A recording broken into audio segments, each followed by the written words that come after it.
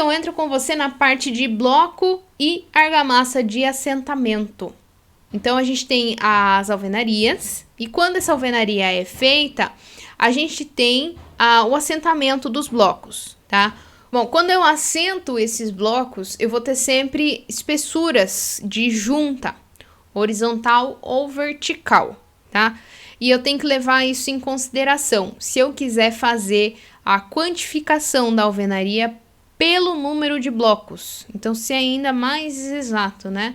A quantidade de blocos e argamassa de assentamento por metro quadrado, ela vai depender da dimensão do bloco e das espessuras das juntas horizontais e das juntas transversais, tá? A junta horizontal eu representei aqui como EH, espessura horizontal. E aqui, a espessura vertical eu representei como EV, espessura vertical da junta, tá?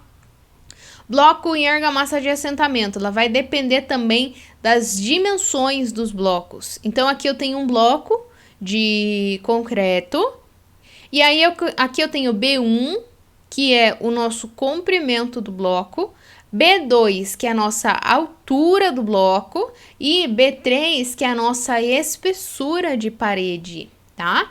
Então, eu tenho essas três dimensões para levar em consideração. E isso a gente vai aplicar nessa equação. Para a gente saber o número de blocos, a gente vai ter que fazer o quê? N, que é o número de blocos, vai ser igual a 1 sobre B1 mais EH multiplicado por B2 mais EV. Então, o que é o B1? O B1 é o comprimento do bloco. O que é o EH? O EH é a espessura horizontal da junta. O que é o B2? O B2 é a minha altura do bloco. E o EV é a minha espessura vertical da junta.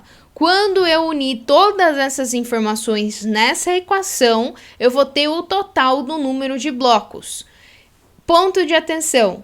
Todos os itens têm que estar na mesma unidade de medida. Deixa tudo em metro, tá? A espessura, tudo certinho, tudo em metro. E o N, às vezes, vai dar um número quebrado. Não tem como a gente ter um número de blocos quebrado. A gente sempre tem que arredondar para cima. Arredonda para cima, não arredondar para baixo. Aí, dessa equação, a gente também vai conseguir calcular o volume de argamassa de assentamento.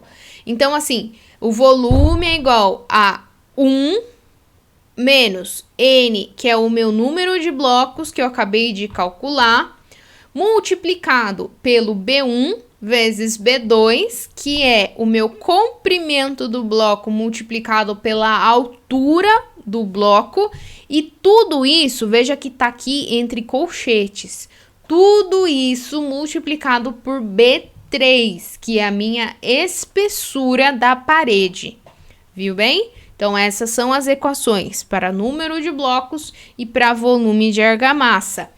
Presta atenção também aqui nas unidades, sempre em metros, para você ter o volume em metros cúbicos, que é a unidade de medida que a gente usa para argamassa, metros cúbicos.